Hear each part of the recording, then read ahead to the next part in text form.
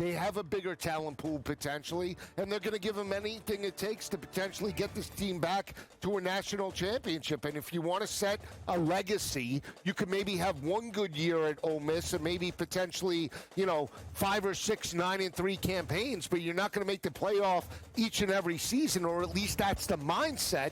You have a better path at LSU or a bigger school. SportsGrid's College Football Today. Now you're a 1 o'clock guy again, huh? Well, I didn't know I have to appease you. What do you mean appease me? I'm trying to get a read on you. Well, that's it. I don't want you to get a read. I said. Okay. What are you? You're on me like flies on rice. Well, I once watched you destroy an NFL team's season because you zagged so hard in the Best Bet segment. Pro Football Today, only on SportsGrid. Everyone has just been lying about this whole thing.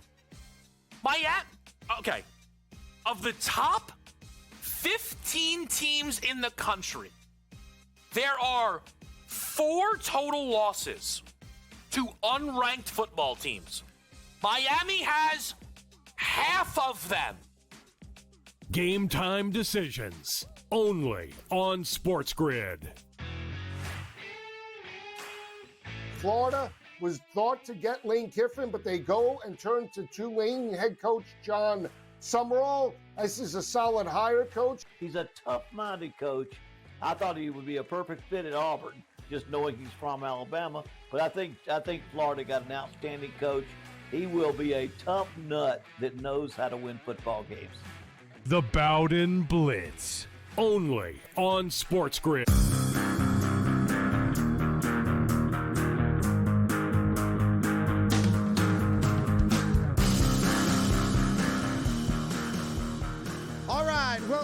Welcome to another edition of the Craig Carton Show. My main man, Tyrone A. Johnson here. As always, got a great show for you today. We got the hottest coffee barista in the land checking out the show today. More on that coming up in just a little bit. But last night, Eagles over here, Chargers over here. Who wants to win it less? It was that type of game, 19 turnovers in the game. And unfortunately for guys like me, who've been longtime supporters of Jalen Hurts, last night's performance has brought out all the Jalen haters, all the boo birds, all the guys out there, whether they be in the media or just regular fans, who want to use last night's game as like a I told you so moment. I told you that Jalen Hurts isn't a good quarterback. I told you that the Philadelphia Eagles aren't very good with Jalen Hurts. I told you that someone else blah, blah, blah, blah, blah. And you're all bat poop crazy. And here's the reality of last night's game. Eagles losing overtime 22-19. They dropped to 8-5. That's 3 straight losses. They're 4-5 in their last 9. The Chargers get a huge win, go to 9-4, which almost guarantees them a wild card spot and makes it much harder for Kansas City to actually make a run to get in. More on that later on. The focus right now has to be on the Eagles and Jalen Hurts, all right? Jalen Hurts did not play well yesterday. Let me say it. I can't find an aspect of the game where Jalen Hurts was the better quarterback or playing a competent game of football. Except though, A.J. Brown, who's been a locker room cancer for the majority of this year, had not 1 drop, not 2 drops, not 3 drops, but 4 drops. Whether it's the very first play of the game, when on a scramble play by Jalen Hurts, he sees A.J. Brown and did the right thing, went yard, and Jalen Hurts hits him in the fingertips, and he drops the ball. Yep. Whether it's the touchdown pass with 2 minutes to go that effectively would have won them the game in the end zone. A great pass by Jalen Hurts, and once again, A.J. Brown drops the ball. Yeah. There was the pass over the middle that became the interception. Pass was a little bit high, of course it was. But that's a catch that every wide receiver in football makes. He didn't want to get hurt. He certainly saw the linebacker or a cornerback coming at him was going to lay him out. So he made a business decision, and the ball goes off his fingers, his hands, and into a defensive back's hands for one of Jalen Hurts' interceptions. So are the stats good? They're not. Did Jalen play well? He did not. But if A.J. Brown keeps his mouth tight and uses his hands that God blessed him with that can catch a football in the NFL, guess what? The Eagles win this game by double digits. And consider the fact that with 5 turnovers in the game yesterday, the Eagles still had the ball inside the Charger 20 on a 1st and 10 with a chance to win the game. That's how good the Eagles are. Now, let me be critical of Jalen Hurts, okay? Because Jalen Hurts did not play well. But Jalen Hurts is a damn good quarterback. And you guys all forget because he's had back-to-back bad games and he's turning the ball over now in the last 2 weeks, that for the first 11 weeks of the season, my man had 1 interception. Like, how do you forget that? How do you forget that 10 months ago, the guy was better than Patrick Mahomes in the Super Bowl? You guys can't forget that. So all the nonsense out there about, oh, they should bench him, they should trade him after the season, he's not the guy. 10 months ago, he walked on water in Philadelphia. 10 months ago, you were comparing him to Michael Jordan. 10 months ago, he was the Super Bowl MVP and authored one of the great runs in NFL history. 3 weeks ago, he had a single interception on the season, and the Eagles have been a wire-to-wire first-place team in the NFC East. Has he played well? No, he has not. Last night was not a good performance from Jalen Hurts. But you guys are going to act like you've never seen a franchise quarterback have a bad game. Patrick Mahomes had one 2 days ago. 3 interceptions, no touchdowns, barely over 100 yards. Are the Kansas City Chiefs considering trading Patrick Mahomes? No. Are they considering benching Patrick Mahomes? No. Are they pointing out that he had 9 drops? Yes. Yes. So how come Eagle fans aren't pointing out that A.J. Brown cost the Eagles the game last night every bit as much as Jalen Hurts did? Now, here's the criticism of Jalen Hurts, Tyrone. You're an Eagle fan. Obviously, I'm going to let you get into this in just a second, okay? Yeah. The one bad pass, the pass that he could take back if he could, was the last play of the game. Because you have a 1st and 10, you're deep in Charger territory, a touchdown obviously wins the game, you're well within field goal range, you know you're going to force another possession if you make the kick and you stall out on that drive. And rolling to his right, that's a ball you throw away. You do not throw a ball like that, even though the ball was going right to the receiver, and it was a great play by the Charger defensive back. If you're under pressure in that spot, a veteran quarterback, a winning quarterback, throws that ball into the crowd, and let's go fight again 2nd and 10. Period, stop. Yep. But the nonsense about how Jalen Hurts suddenly isn't competent, Jalen Hurts suddenly is overrated, isn't worth the money, shouldn't be our future quarterback. You guys have gone crazy. They have gone a little crazy, but You're among these people. I'm not among You those people, knucklehead. but I'll say this. They've decided that ahead of time, and that's what we're seeing right now. Every time Jalen Hurts, he's not the only player in the league. There's certain players.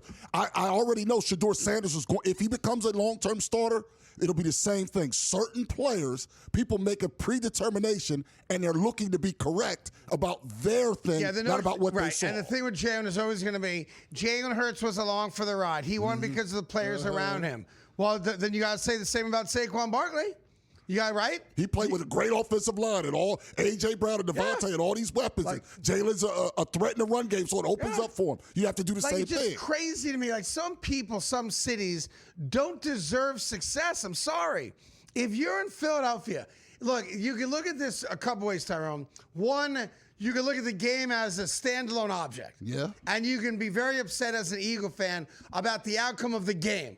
Rightfully so. Yeah. We live and die as fans week after week after week. And a lot of times we forget to see the big picture.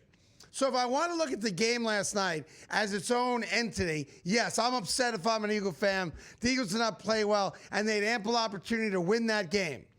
All right, that's fair. Yeah. Jalen did not play well. That's fair. A.J. Brown did not play well despite having 100 yards. That's fair. You also were missing 3 of your 5 offensive linemen. Does that come into play at any point? Yeah. It should. It should. All right? If you look at the Eagles globally, they're going to win the NFC East, man. I know they brought the Cowboys back into it by losing last night, and it's a game in the loss column. I get that. Just look at the schedule. The Eagles play the Raiders coming up. That's what they call in the NFL a guaranteed W. Yeah. The schedule, 2 more games against Washington. And Daniels That's is going to hurt be Marcus again. Mariota. Right, Daniels is hurt again. I mean, and the Buffalo game, they can afford to lose and still win the division. You're going to win 3 of your next 4, your final 4. And I'm not saying the wins are going to be easy the way your offense is playing, but take a time out, Philly. I mean, you spent, like I have in my lifetime, a lot of years watching losing football. You got something special right now. So be upset that you lost, yes. Be upset that you've lost 3 games in a row, yes. Be upset that for a few drives in this game, the Chargers took advantage of what used to be your strength, your defensive line, and your front 7, like the Bears did last Friday. Be upset about all that defense stuff. was overall good, though. Overall, it was good. I agree. Was good, though. I agree. But if you look at the Eagles globally, shut up. Jalen Hurts is the only quarterback you have on that roster that gives you a chance to win another Super Bowl. And let's even take it more globally, if we can, if that's even the right grammatical way of phrasing it. Okay? Yeah. What NFC team right now is dominant? In the NFC, nobody's dominant. No one. We just saw the Rams appear to be dominant and then gave it back. Right. The Rams lost to the Carolina Panthers. Yeah.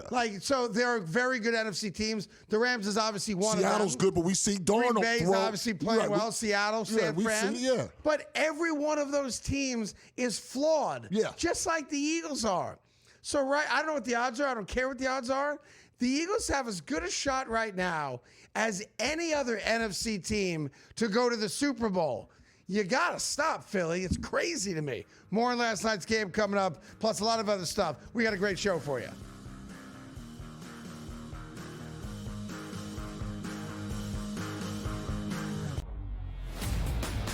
We just can't quit Josh Allen. He's at a 16% chance. And then the Baltimore Ravens. Ooh, don't count Lamar out. The Indianapolis Colts and Daniel Jones and Shane Steichen. And then there's those Kansas City Chiefs. But I got to tell you, Joe, you see how we're going lower and lower on this list right here? I'm telling you, a nice little wild card down there.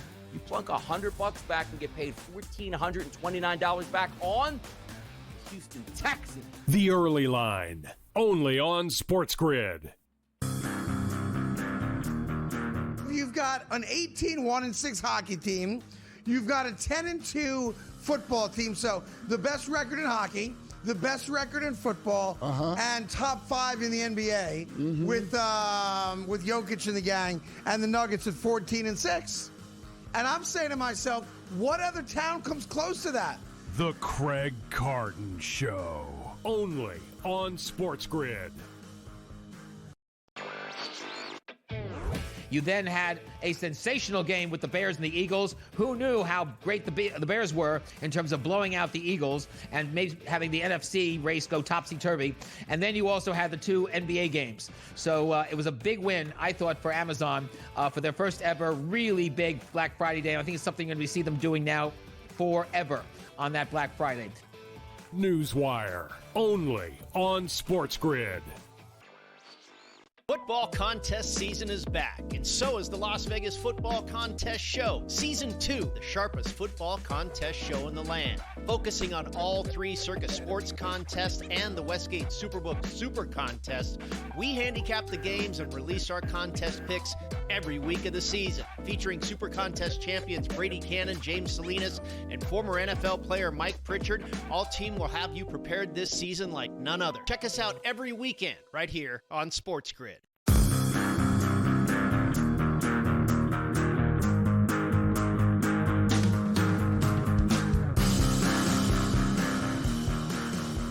All right, welcome back to the Craig Carton Show. Tyron Johnson here as well. So the Eagles are a flawed team. They're a troubled team. They've lost 3 straight. They're 4-5 in their last 9. They've kind of had 2 different streaks going on. 4 wins in a row, right? Yep. 3 losses in a row. 3 wins in a row, 4 wins in a row to start the season, a couple losses, right? But again, there's no dominant NFC team that Eagle fans should be worried about. You just got to figure out what the heck's wrong with your offense. And I thought last night you kind of saw some glimpses of the offense coming back. There was. Saquon Barkley ran for 100 yards yesterday. Yep. When's the last time he did that? At the big 50-yarder, for the touchdown. But he ran well. They ran the ball well. Obviously, A.J. Brown was a bigger part of the offense. He had 4 drops, which cost them the game. But overall, I think there was some good things to take out of the Eagle game, albeit with a loss. But the Eagles, again, have been playing with house money all year. Like, who's the threat to Philly? The only team that's got a shot, and they don't really have a shot, are the Dallas Cowboys, right? Yeah. The Dallas Cowboys, and again, it's a game in the loss column. That tie comes into play. Tie plays a role. Dallas did something that we don't expect them to do. Dallas had a chance if they beat Detroit, and they got waxed by the Detroit Lions a week ago. Had they won that game, then the final month is a sprint, and either Dallas or Philly could have laid claim to being the better team in the NFC East. But because they lost to the Lions, the Cowboys are no threat. The Eagles have a guaranteed W this weekend against the Raiders. Even if I wanted to be kind and said they split, I don't think they will. I think they take both games against Washington. That gets them to 10. And it's a wrap. Right, and the other thing is Dallas doesn't get stops, and they're playing the Vikings off their best game. Maybe that's fool's gold, but they also have to still play that Chargers team. Right. So, look, I could have stranger things happen. They have. But I want to focus this segment a little bit more on my guy, Jalen Hurts. Yeah. Because there's blood in the water now. And now it's an easy kind of talk show thing to do to start questioning, are the Philadelphia Eagles going to trade Jalen Hurts in the offseason? Let me answer that for you very quickly. No. And if you were Jalen Hurts, you wouldn't trade him either. Like, you guys forget. It's so funny to me when a guy has a bad game or a bad couple games in a row, we suddenly forget the body of work, right? Yeah. Think about how many teams today would say yes to trading their quarterback for Jalen Hurts straight up right now. The answer is more than half the league. Of course. Because Jalen Hurts is a proven winner. Like, I don't get you people. It drives me crazy. And I'm not just talking about you people in Philadelphia, you knuckleheaded Eagle fans who think you could do better with your backup quarterback than Jalen Hurts and have no respect at all for the great job my guy Jalen Hurts has done. It's not just you knuckleheads. I don't know how I'm included in this. It's also my own the business. knuckleheads on ESPN and on Fox and on CBS and on Sports Talk Radio and on podcasts and TikToks and Instagrams. That's right. You're all crazy. In our producer studio. You're all crazy. Yeah. The notion that after a bad game or two, the Eagles should consider finding a new quarterback, it's like you just woke up today, and the only thing you're judging it on is last night's game. Right.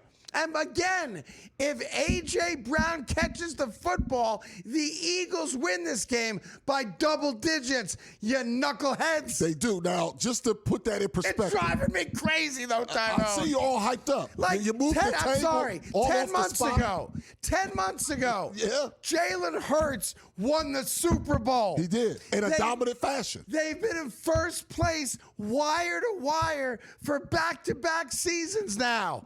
And all of a sudden, because A.J. Brown drops 4 balls and 2 of them become interceptions, and yes, Jalen did do something I've never seen before, throw an interception. And a fumble. Recover it, and then fumble it on the same play. First time in 47 years that's happened. Never seen that before. 47 years. But that doesn't mean he can't play quarterback. Yeah. I'm sorry. It's just, I root for a team that has never had a franchise quarterback.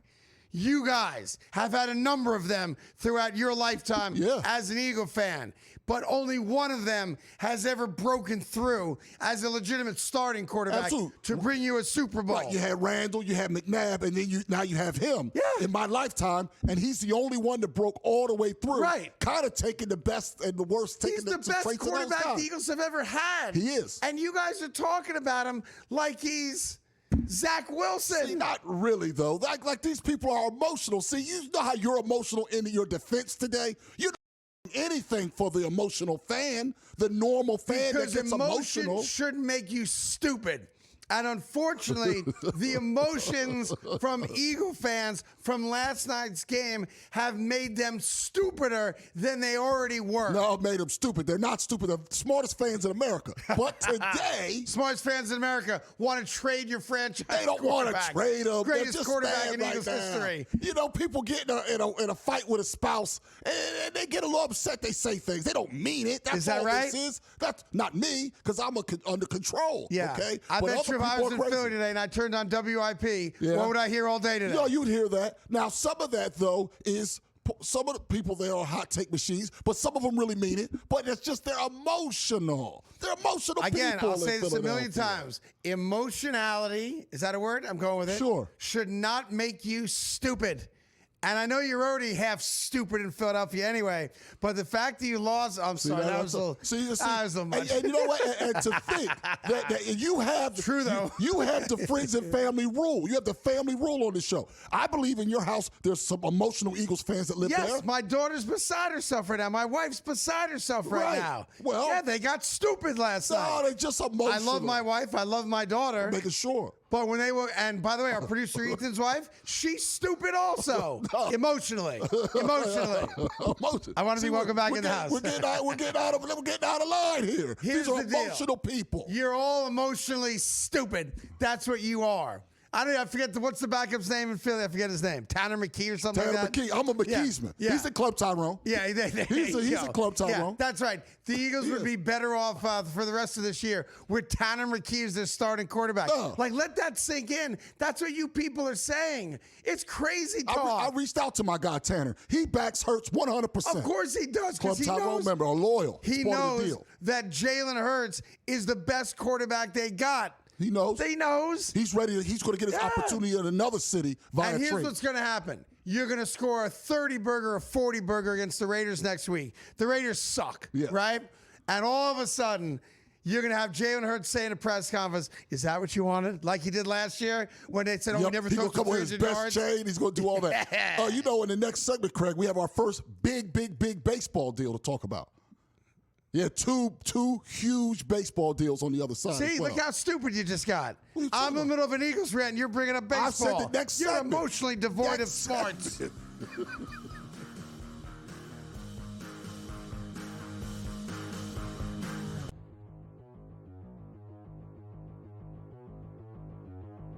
Let's play our game of buy or sell. Let's get to the quarterbacks for next year. Mac Jones will be an NFL starter to begin next season. He's looked great. Brock Purdy has not. Buy or sell? You look through the NFL here. Miami, Jets, Cleveland, Raiders. I'm just going Arizona, up by division by division. Minnesota. Arizona, definitely. Minnesota, definitely. New Orleans will probably go with... I mentioned Can the you Raiders. just say buy and move on, please, to the next question? Because you know it's a buy. Yeah. Okay. It's a buy. It is a buy. He's right. He'll definitely be starting with somebody there, right? He has had a nice season. He'll start with somebody. Jets. Buy. Gardner Minshew was a starter in the NFL year after year for the next guy in waiting. I mean, this keeps happening. You think that Mac Jones is not going to be a buy? All right, Daniel Jones will finish the season as a better fantasy quarterback than Justin Herbert of the Chargers. Both players, George, have slipped quite a bit in November here. Broken fibula. No, he's not going to finish better than Justin Herbert. I don't know if he's going to finish the season. You got to think if they were playing better, maybe he'd be sitting out a week or two. But they've been struggling, trying to win that division. Big games now against Houston, that they're sort of pushing him in there. No. I know the offensive line for the Chargers is horrific. I get it, but no, I'll say Justin plays a little bit better. I'm buying it. I don't like what I see with the Chargers at all. Can't run, can't throw, can't play defense. Feels like Harbaugh's getting a little Broken desperate. fibula. It's not a tibula. It's a fibula. It's okay. It's okay. Oh, fine. I don't know that to be true. Okay. It just sounded good. Fantasy Sports Today. Friday, starting at 3 p.m. Only on SportsGrid.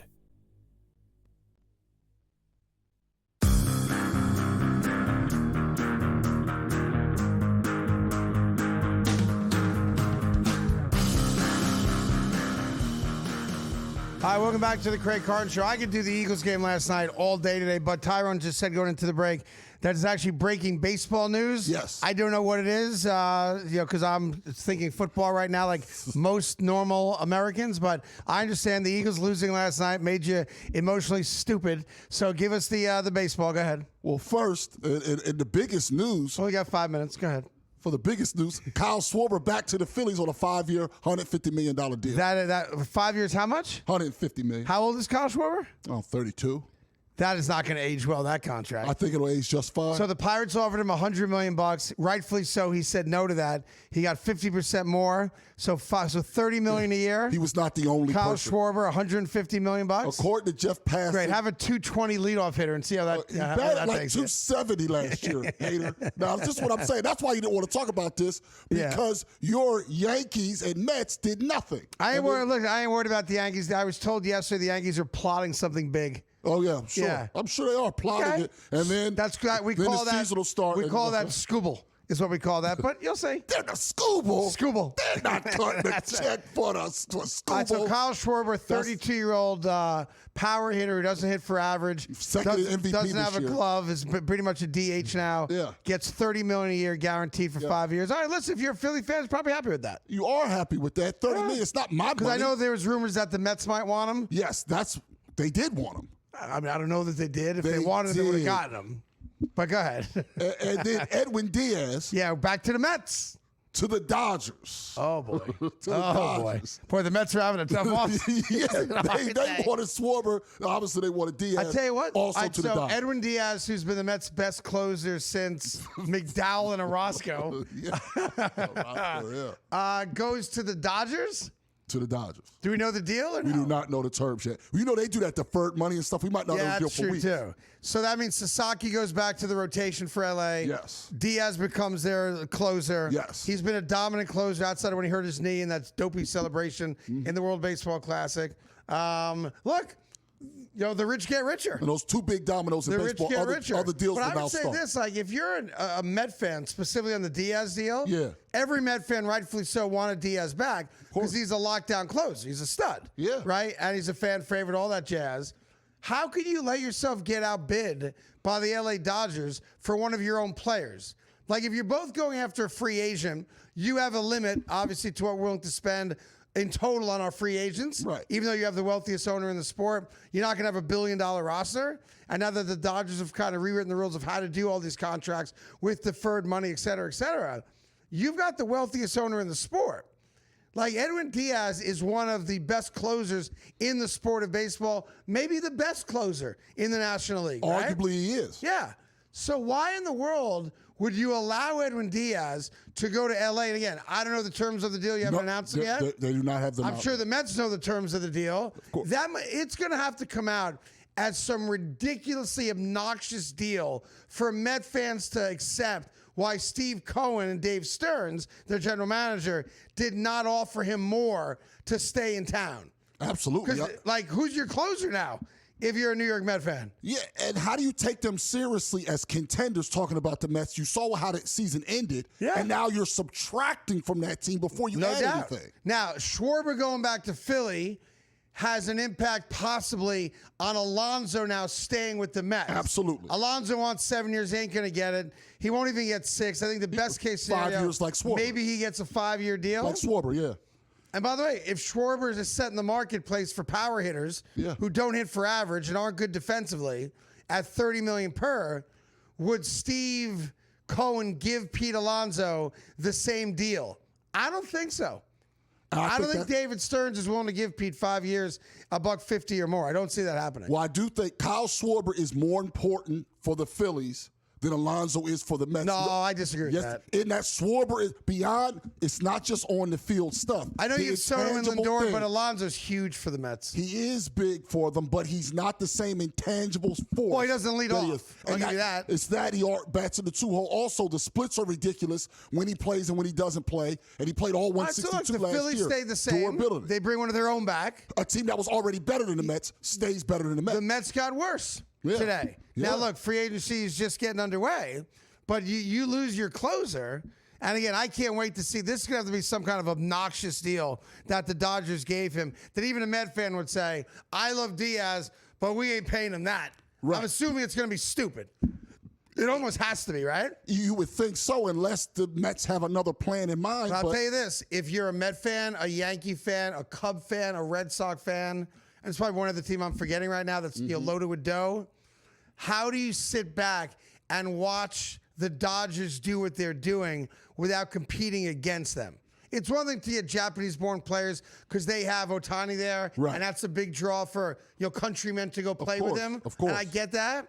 But you can't let the Dodgers just, outbid you on every top free agent. Good for the Dodgers, bad for the Mets.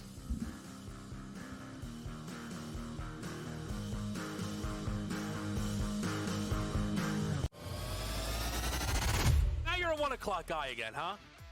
Well, I didn't know I have to appease you. What do you mean appease me? I'm trying to get a read on you. Well, that's it. I don't want you to get a read. I think. Okay. What are you?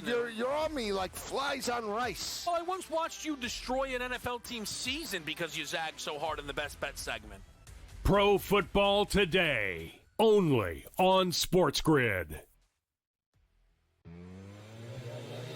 The New England Patriots with Drake May, the Indianapolis Colts, who haven't had recent success, maybe not so young, but not they haven't had playoff success. Right. The Jags, it's a very fresh playoff picture, so to speak.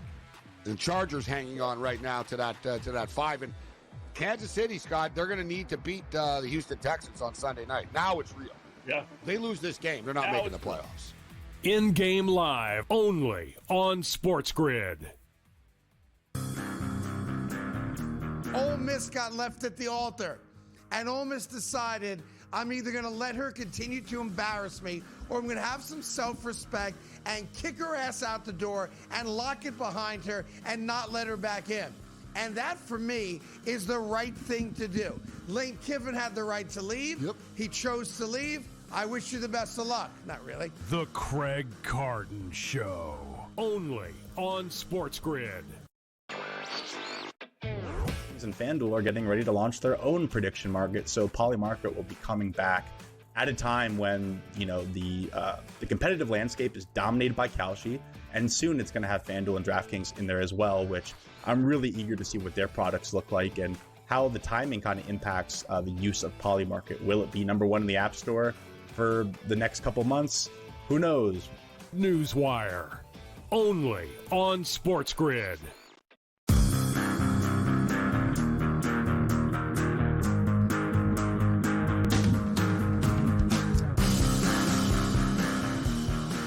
Welcome back to the Craig Carton Show. If we find out the deals of the Edwin Diaz to the Dodgers before we get out of here, obviously we'll bring that to you. No one has reported the numbers just yet, but they're all confirming that Edwin Diaz is now the closer for the LA Dodgers. I want to get back to football for a second, Tyrone. Yeah. Because it's interesting how people react to certain things, right? Yeah. So last night, after the Chargers beat the Eagles, as Justin Herbert's trying to walk off the field and celebrate with his teammates, Laura Rutledge, who's a very fine sideline reporter. I think she does a good job. For covering the NFL, et cetera, for ESPN, tried to grab him for a post-game interview. Right. And when she first grabs him to do it, he's literally walking off the field and he says, I don't want to do it. I'm trying to go celebrate with my teammates. And then she, as a professional, says, can you just give me a minute? And then he stops and he answers, the two questions she has, which are not the greatest questions of all time, but that's neither here nor there. What was it like watching the interception? How does it feel to win? All right. Anyway, so people are now attacking Justin Herbert for being rude to Laura Rutledge after the game.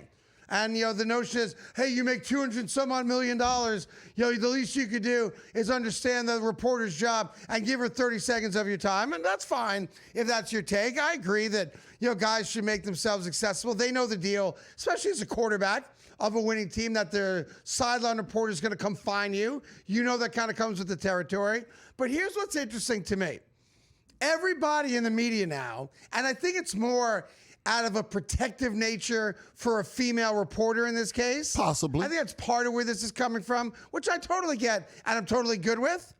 But how come everyone in the media now that's attacking Justin Herbert for being somewhat rude, I guess, or blowing off Laura when she first went to grab him for the post-game interview, where was everybody when Travis Kelce blew off the post-game press conference and the reporters in the locker room?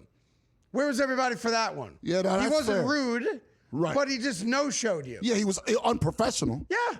So, Travis Kelce knows after a game that along with Patrick Mahomes and probably Chris Jones, he is going to have a microphone in front of his face, win or lose. That's the deal.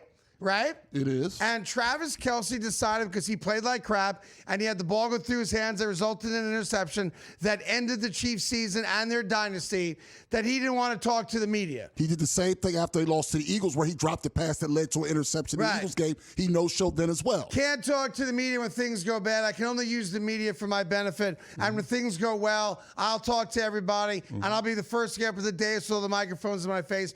But when I'm the culprit, when I'm responsible for the season coming to an end, I'm nowhere to be found. And 3 days later, he'll sit down with his brother, and he'll talk about how hard a loss it was. Right. And he'll be, it'll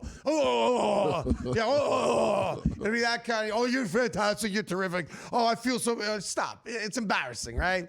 You can't talk to the media only when times are good. You have to suck it up and be a pro. I'm just wondering, for everybody that's being critical right now of Justin Herbert, and all Justin said was, I want to go celebrate with my teammates. And then he did stop, and he conducted the interview the way he always has, right? Yeah, but once that's she ran a him problem down, yeah. for everybody. But Travis Kelce blowing off the media is not a problem for anybody. Yeah, it's weird. To me, they're both 6'7". wrong. I think. 6'7". Well, see, I liked it until then. I'm tired of that part. I thought him kind of trying to run off was kind of lame, but I also think Kelce is super lame. As do I. He's not only lame, we also learned a valuable lesson here on this particular program that Travis Kelce is also sensitive. Some might even say soft. Yes. Because yesterday on this show, I talked about him blowing off the media after the game, in which he's responsible in part for the Kansas City Chiefs season coming to an end. And I referred to him in a not so nice manner. Fair enough? Yeah. And as we do every day, we put clips of this show out on all social media platforms. Yes. You should be watching them if you're Whether not. you like them or not, you could say I hate Craig. You could say I love Tyrone. You could say the opposite, whatever it might be. And we put ourselves out there every day. And we have over 100 million views in the short 3 months that we've done this show, and one of the fastest growing sports content shows in the world right now. And we're very proud of that. But yesterday something happened I've never witnessed before. At least I've never experienced it, and I've done this for 34 years. Yeah. All right? The way we talked, or I talked, I'll take ownership of it, about Travis Kelce, apparently Travis Kelce was sensitive to. Oh, he was? And the Travis Kelce stands were very sensitive to. I referred to him using the B word, and I also referred to him as the H word, which is what they've told me I could say now, and it won't get taken down.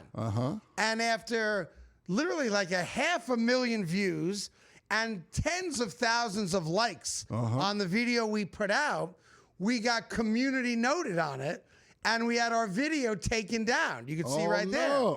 So either Travis Kelce... Harassment and bullying, it says. We have now been accused of harassing Travis Kelce and bullying Travis Kelce. Come on, man. Travis Kelce, 6'6", 250. Yeah. I'm 6'6", 250. No. Like, I'm 6 foot 200. Yeah. Okay? Bullying who? Could I ever bully Travis Kelce in the real world? Hell no. And I own that. I own that. Right, physically, he could only bully me. Now, I may know Jing Fata, the Australian martial arts, and you shouldn't F with me. But if you looked at the two of us, he's imposing physically over me. But there you have it right there.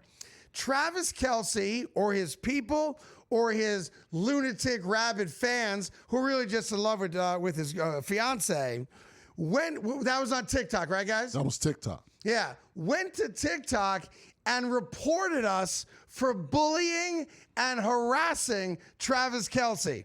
All because we commented on the fact that he no-showed, which is, according to all of you guys, a player's responsibility. If it's Justin Herbert's responsibility to give Laura Rutledge a couple minutes after a game because he makes so much money, well, then it's certainly Travis Kelce's responsibility to do the same. Of course it is. But because I referred to him as a bad word, the B word, and the H word, all of a sudden, that's harassing and bullying. And no joke, show it again, guys.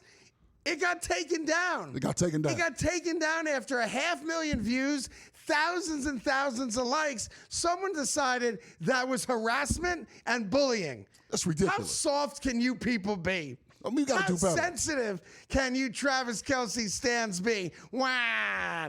Craig told the truth. Wah! Travis Kelce didn't show up to speak to the media because he has no class. Wah! How dare you point that out? Wah! I can't believe our season ended before Christmas. Wah! I've never, in my lifetime. It's ridiculous. And I've said far worse things in my career. Far worse things than that. Far worse things than that. Yeah. And you know who I gain respect for? Somebody like Angel Reese, who people have said far worse than that, and they didn't do that. Why'd you have to do that? Well, I want to put you in the spot. Why'd you throw to Angel Reese? I want to put you in the spot. I think I've said worse about Angel Reese. I know that. And that didn't happen. That's why I brought her up. That's why I brought her up. Because it didn't get her harassed and a bully. I've said worse about a lot of people. Yeah. I never got community noted. You might get community noted about your Mets stuff. About the Mets? Yeah, because we got the numbers when you get a chance. We don't do it now. You have the numbers on Diaz? Oh, we have the numbers. All right. So that's the Kelce stuff and the Herbert stuff from last night. All right, let's play. You have them in front of you? I have them in front of me. All right, so Edwin Diaz, I got a minute left, they're telling me? Yes. All right, let me go years first. 5. Lower Bob. 4. Lower Bob. 3. Correct. Okay, so not a huge commitment. No, 32-year-old guy. 3 years, 145. Oh, no, for a closer, lower. 3 years, 80. Lower. 3 years, 60. Higher. 70. A little lower. So 365? 369. Oh, 69. Nice. It is now the highest. 3 years, $69 million. Making him the $23 million a year. It is a new record. Is that a record? That is a record for a closer, for a reliever. 3 years, $69 million. So it's a lot of money, but not money that the Mets couldn't have paid. So you tell me to keep your closer there, which is now obviously going to be Devin Williams. I thought Devin Williams was going to be the setup man for Edwin Diaz. Nope. And then the Mets would have had the best back end of a bullpen in baseball. Yeah. At least on paper. Yep. You know, Williams into Diaz. So now Devin Williams becomes your closer, and you let him go to L.A. Huh. All right, more on this coming up. That's an interesting deal. Good job.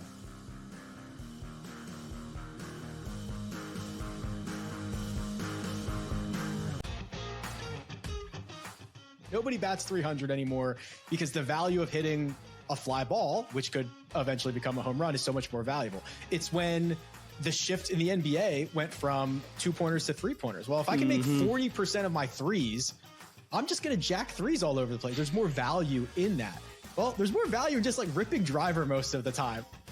The Smiley Show, only on SportsGrid. Ole Miss got left at the altar, and Ole Miss decided I'm either going to let her continue to embarrass me, or I'm going to have some self-respect and kick her ass out the door and lock it behind her and not let her back in.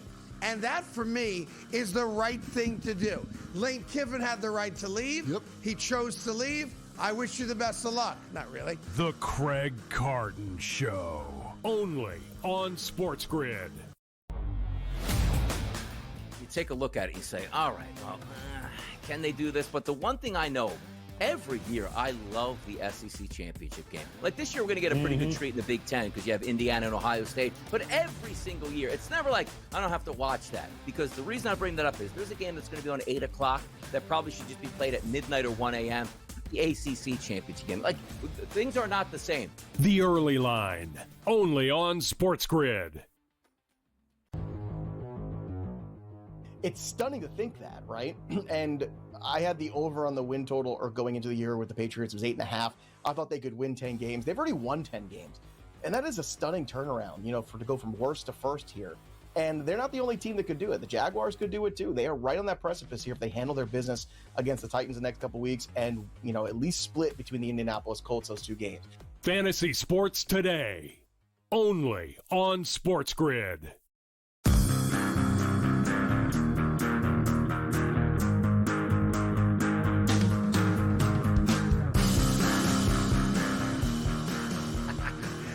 What's up? Listen, family's thicker than water. Remember that? I love that. All right, so I know this is football season, but just walk me through this for a second. You're a New York Met fan. Yeah. You got to get Devin Williams. A lot of Met fans like that, thinking he'd be the setup man after a bad year with the New York Yankees. For back. Edwin Diaz. Right, bounce back later in the year, pitched better, Well, but bounce back overall this it was year. a disaster Yeah. based on expectation for the New York Yankees, right? The LA Dodgers, already the best team in baseball, back-to-back World Series champions, recognized that they needed a true closer. They obviously went to their starting rotation to get guys to close. Sasaki did a great job for them throughout the postseason as part and parcel with why they won the World Series, okay? Great. So they go after your best bullpen guy, your closer, Edwin Diaz, who's been money good for you. And they give him, I know it's the biggest deal you said a closer's ever gotten. Per year. $23 million per? Yeah, per year. But what's the point of having the wealthiest owner in the sport if you don't match that deal or beat it by $1 million? Now, again, if you told me Edwin Diaz wanted to go to LA, it's a different story. But from all stories I've read, Edwin Diaz was very happy here, wanted to stay here. You know, the Mets are going to be a good team. They may not win a World Series, but they're going to be a good team. They're going to be an over 500 team, I think, this year again. Whether they make the playoffs or not, we'll find out. But how do you not give him 3 years, $72 million? Like an extra $1 million a year. Like, I don't get that. The whole premise of Steve Cohen buying the Mets and Met fans being happy about it was that any player that the Mets wanted, that another team wanted, the Mets would get that player because your owner's got more money than everybody else. Plus, he just got his casino approved, and while it's not going to be open for business till 2030 or 2031, he's going to get richer, not poorer. Of course he is. Right? Of course he is. It's a casino. So I don't know. If I'm a Met fan today, I'm livid.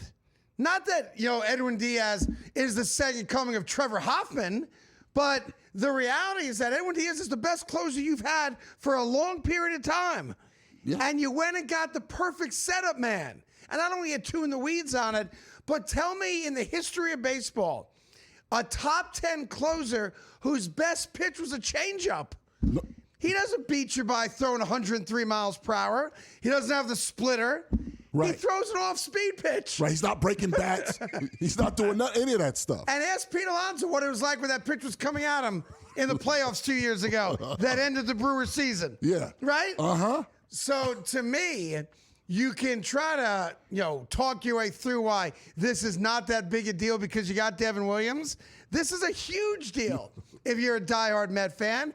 And like you said 10 minutes ago, Tyrone, the Mets got worse today. Not better. Not better. Not better. And what's the point of this? And the other part is, separate from him being on your team, he was the best closer on the market. So if you do your value, you have to go, we want to have the best closer. We want to keep him. Instead, the Dodgers go, I would like the best closer available, and they get him. It's a different mentality. The Dodgers, obviously, that consortium of guy led by, I think his last name is Walter, Mark Walter, I think it is.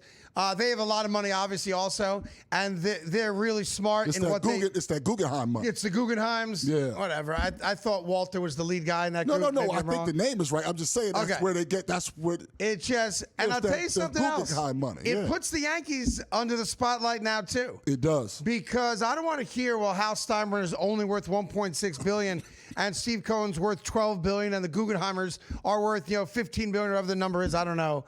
Like you gotta go do some stuff. You haven't been good enough to win. You went to a World Series 2 years ago. Obviously got to the ALDS this year. You need better players. You need better pitching. You need people who can hit the ball for average. You need speed on the bases. And if we're all just going to sit back and let the Dodgers win 3, 4, 5 consecutive World Series, as long as I know that going in, right? Yeah, you got to fight back. But the Mets are celebrating the greatest attendance they've ever had, and that's when the owner came out and said, I'll do my job, you do yours. And Met fans said, you know what, Steve, you're right. You've spent a boatload of money. We're going to show up. And to Met fans' credit, they showed up. More they get for it. They didn't make the playoffs. And now you lost your closer. The whole premise of Steve Cohen being the white knight was the fact that this wouldn't happen. This exact scenario would never happen again. You wouldn't look at the Mets and go, oh, of course the Wilpons got outbid. The idea was that no one's going to outbid us for a guy we want. And here's the question. How could you not want Edwin Diaz back? Of course. Now, I know Steve Cohen leans on David Stearns as GM to make baseball decisions, as he should. He's the quote-unquote expert.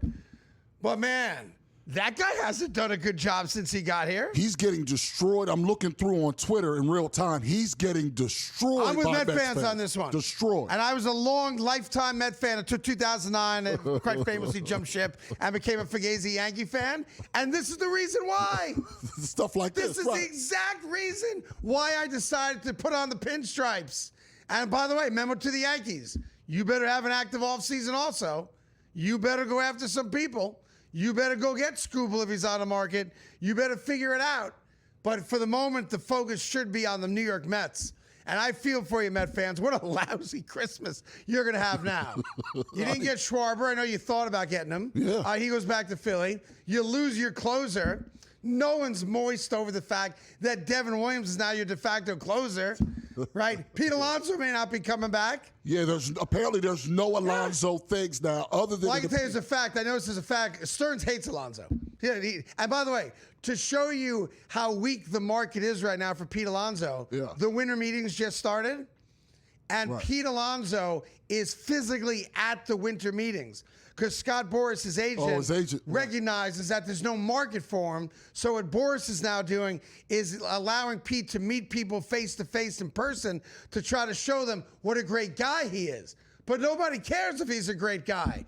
Can you bat 260 and hit 40 home runs? From the right side. And right-handed hitters right now, all the best hitters, a lot of them around the baseball, are lefties. So he should be at a premium. Scott Boras screwed Pete Alonso financially. He does it to one guy every year, and he did it to Pete because the Mets offered him $160 million locked in guaranteed, and he said no to it. And then he went to Boras, and Boras guaranteed him $200 million. He'll never see it. No, absolutely not. Now Fox Sports is now questioning, saying that there are now people at the meetings that are going, are the Mets a big market team? That's what they're asking at the winter meetings, according to Fox Sports. Well, don't forget, Steve Cohen had to write a $500 million check to get that casino license. And I know he separates his money, and he's worth over $12 billion, so he's got the dough to do it. But is there the possibility that he has decided the $500 million I just had to write a check for to get the casino license is now going to hamper what I'm going to allow the Mets to do in free agency? That's a storyline I might want to follow. If I'm a Met fan, I feel for you. The Grinch is already rearing his ugly green head. Oh, nasty. It's nasty stuff.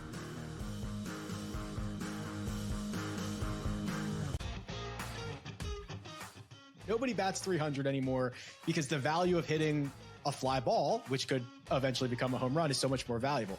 It's when the shift in the NBA went from 2-pointers to 3-pointers. Well, if I can make 40% of my threes, I'm just going to jack threes all over the place. There's more value in that. Well, there's more value in just like ripping driver most of the time.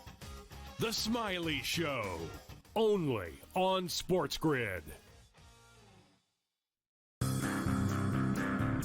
Ole Miss got left at the altar, and Ole Miss decided, I'm either going to let her continue to embarrass me, or I'm going to have some self-respect and kick her ass out the door and lock it behind her and not let her back in. And that, for me, is the right thing to do. Lane Kiffin had the right to leave. Yep. He chose to leave. I wish you the best of luck. Not really. The Craig Carton Show, only on SportsGrid. You take a look at it, you say, all right, well, can they do this? But the one thing I know, every year I love the SEC championship game. Like this year, we're going to get a pretty good treat in the Big Ten because you have Indiana and Ohio State. But every single year, it's never like I don't have to watch that. Because the reason I bring that up is there's a game that's going to be on 8 o'clock that probably should just be played at midnight or 1 a.m. The ACC championship game. Like, things are not the same. The Early Line, only on SportsGrid. It's stunning to think that, right? And I had the over on the win total or going into the year with the Patriots. It was 8.5. I thought they could win 10 games. They've already won 10 games. And that is a stunning turnaround, to go from worst to first here. And they're not the only team that could do it. The Jaguars could do it too. They are right on that precipice here if they handle their business against the Titans the next couple weeks and, at least split between the Indianapolis Colts those two games. Fantasy Sports Today, only on SportsGrid.